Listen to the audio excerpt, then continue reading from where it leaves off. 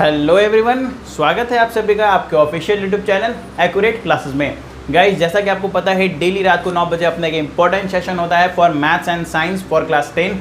ठीक है, so guys स्वागत है आप सभी का। और जैसा कि मैंने कल के वीडियो में बात किया था, एक्चुअली कल का वीडियो जैसे कि आपको पता है कल का वीडियो नेटवर्क प्रॉब्लम के कारण जो है वो कंप्लीट नहीं हो पाया था। तो आज इस वीडियो को मैंने कहा था कि ऑनलाइन जो है वो 12 बजे लूँगा, लेकिन फिर से सेम नेटवर्क इशू का प्रॉब्लम जो है, यानी कि आप कह सकते हो कि लाइव स्ट्रीमिंग का जो प्रॉब्लम है वो फिर से आने लगा था।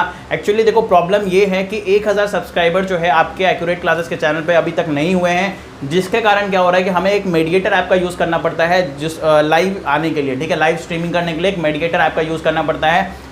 और कभी कभी उस ऐप में प्रॉब्लम होने के कारण, मतलब टेक्निकल इशू होने के कारण, या आप कह सकते हो सर्वर एरर होने के कारण जो है वो लाइव नहीं आ पाता है। सो गाइज, इसीलिए मैं आप सभी बच्चों से रिक्वेस्ट करता हूँ कि जितना जल्दी हो सके 1000 सब्सक्राइबर आप पूरा करो। उसके बाद जो आपके क्लासेस है वो आपके रेगुलर होंगे और कोई भी इंटरप्शंस नहीं होगा। ठीक है, लेकिन अभी जो है वो 1000 सब्सक्राइबर नहीं है, जिसके कारण जो है उस मेडिएटर ऐप को यूज़ करना पड़ रहा है और कभी कभी जो है वो इस तरह के प्रॉब्लम्स देखने को मिल जाते हैं। ठीक है गाइज, लेकिन चलिए उसके लिए कोई टेंशन नहीं है। और आपको ध्यान रखना है कि जो क्लासेस है वो रेगुलर होंगे, भले ही ऑनलाइन क्लासेस नहीं हो, लेकिन ऑफलाइन ऑनलाइन अगर पॉसिबल नहीं होगा तो फिर ऑफलाइन वीडियोस आएंगे। जैसे कि मैंने कहा था कि आज 12 बजे जो है वो ऑनलाइन क्लासेस लेने को, लेकिन ऑनलाइन पॉसिबल नहीं हुआ तो मैं ऑफलाइन वीडियो आपके लिए बना रहा हूँ। ठीक है, इसके साथ साथ आज जो शाम का क्लास है साइंस वाला वो होगा, उसके लिए कोई टेंशन नहीं है, वो लाइव ही होगा।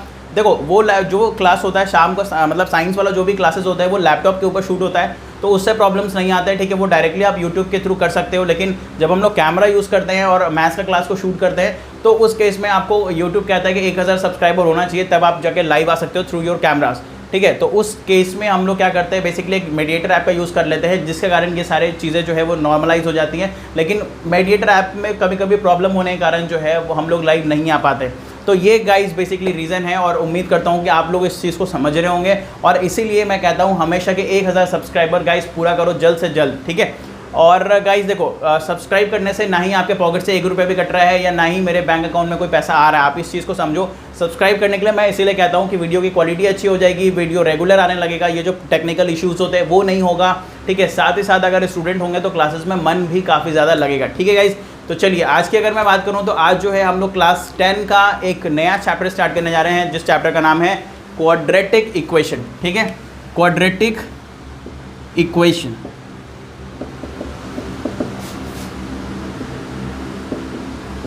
देखिए गाइस, जितना ज़्यादा इंपॉर्टेंट लीनियर इक्वेशन था उससे भी ज़्यादा इंपॉर्टेंट जो है वो क्वाड्रेटिक इक्वेशन है। बिकॉज लीनियर इक्वेशन की अगर मैं बात करूं तो वो तो एक बेस था, मतलब आपको वो पढ़ाया जा रहा था, क्योंकि ऑब्वियस बात है उससे क्वेश्चन तो आएगा एग्जाम में। लेकिन वो आप ऐसा समझिए कि क्वाड्रेटिक इक्वेशन अगर आप बना रहे हो या बनाने आए हो तो लीनियर इक्वेशन उसके लिए वो एक बेस का काम कर रहा था, यानी आपने बेसिक चीज़ें पढ़ ली हैं और अब हम लोग आ गए हैं एक स्टेप ऊपर, और अब हम लोग पढ़ने जा रहे हैं क्वाड्रेटिक इक्वेशन। वैसे मैं अगर क्वाड्रेटिक इक्वेशन की बात करूं तो क्वाड्रेटिक इक्वेशन बेसिकली वैसे इक्वेशन को कहा जाता है जिसका डिग्री 2 होता है। ठीक है, और जिसको हम लोग कह सकते हैं कि वैसा इक्वेशन जिसका स्टैंडर्ड फॉर्म जो है वो कुछ इस तरीके का हो। ठीक है, इसको हम लोग कहते हैं क्वाड्रेटिक इक्वेशन का स्टैंडर्ड फॉर्म। बट कंडीशन ये होना चाहिए कि यहाँ पे ए बी सी जो है वो सारे के सारे रियल नंबर होने चाहिए। ठीक है, रियल नंबर्स होने चाहिए, पहला कंडीशन है। और दूसरा कंडीशन है कि ए कभी 0 के बराबर नहीं होना चाहिए। देखो, ए कभी 0 के बराबर हो जाएगा गाइज तो उससे प्रॉब्लम क्या आएगा भाई, प्रॉब्लम तो ये आएगा ना कि ए अगर 0 हो गया, ठीक है, ए अगर 0 हो गया तो फिर ये x² रहेगा ही नहीं, और जब x² नहीं रहेगा तो डिग्री 2 नहीं रहेगा, और डिग्री 2 नहीं रहेगा तो इसका मतलब है कि वो लीनियर इक्वेशन में कन्वर्ट हो जाएगा। ठीक है, अब यहाँ पे एक चीज़ समझो कि इसका डिग्री है 2, इसका डिग्री कितना है भाई, 2 है। तो मैंने आपको बताया था कि जितना डिग्री होता है ना उतना ही उसके रूट्स होते हैं। यानी रूट्स कहने का मतलब होता है, देखो 2 चीज़ें होती हैं, एक होता है रूट्स। ठीक है, रूट्स कह लो या ज़ीरोज़ कह लो, या फिर आप कह लो the value of x, value of x.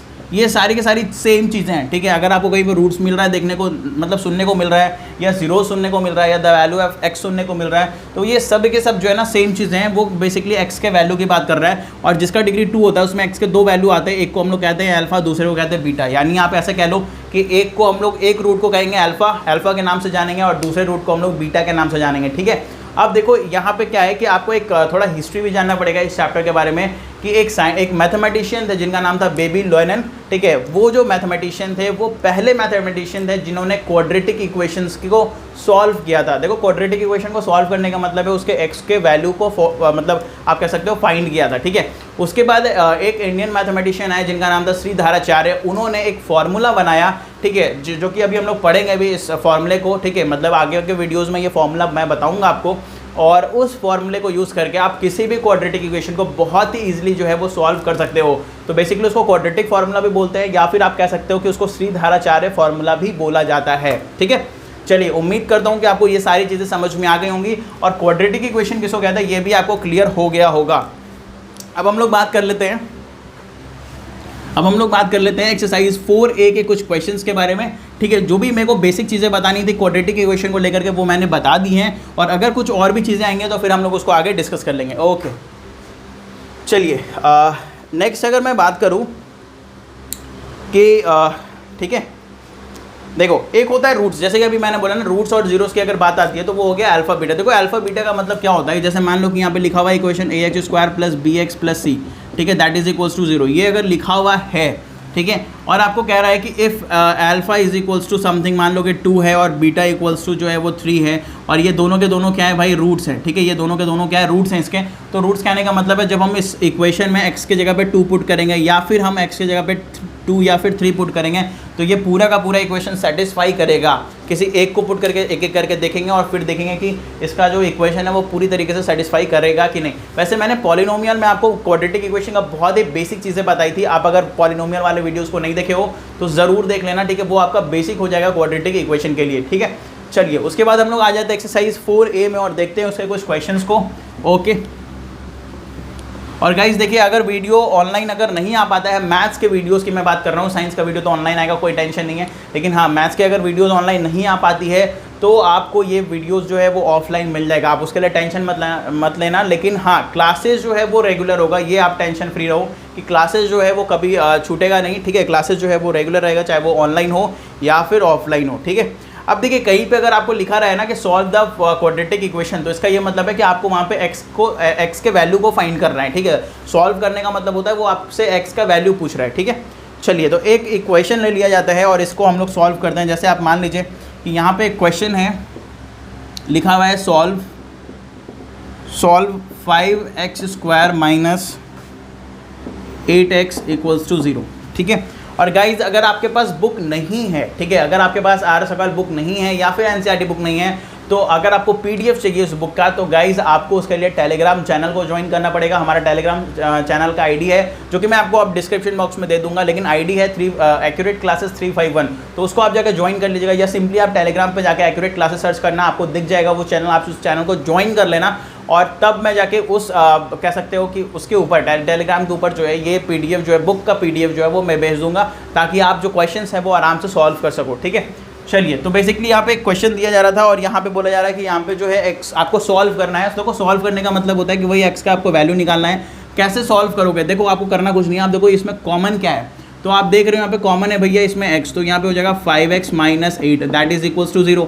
फिर आप देख रहे हो कि यहाँ पे दो चीज़ें हो गई, ये प्रोडक्ट जो है वो 0 के बराबर है, तो प्रोडक्ट कब 0 होता है, जब ये चाहे तो 0 हो जाए, ये जो है वो 0 के बराबर हो जाए, या फिर जो ये है वो 0 के बराबर हो जाए, यही केसेस में प्रोडक्ट 0 होंगे, ठीक है। यानी आप ऐसा समझो ना कि अगर a इंटू बी बराबर 0 है, तो इसका ये मतलब होता है कि आइदर, ठीक है, आइदर क्या हो जाए, आइदर a बराबर 0 हो जाए और b बराबर 0 हो जाए, ऐसा ही होता है, ठीक है। अब यहाँ पे देख रहे हो कि एक आया है भाई, इससे कितना x बराबर 0, ठीक है, और दूसरा से क्या आ रहा है, बोलोगे सर 5x माइनस 8 बराबर 0, यानी आप कह सकते हो कि 5x बराबर 8, ये उधर गया, यानी x बराबर हो जाएगा 8/5, तो ये हो गया दूसरा, यानी x का 2 वैल्यू अपने को मिल गया।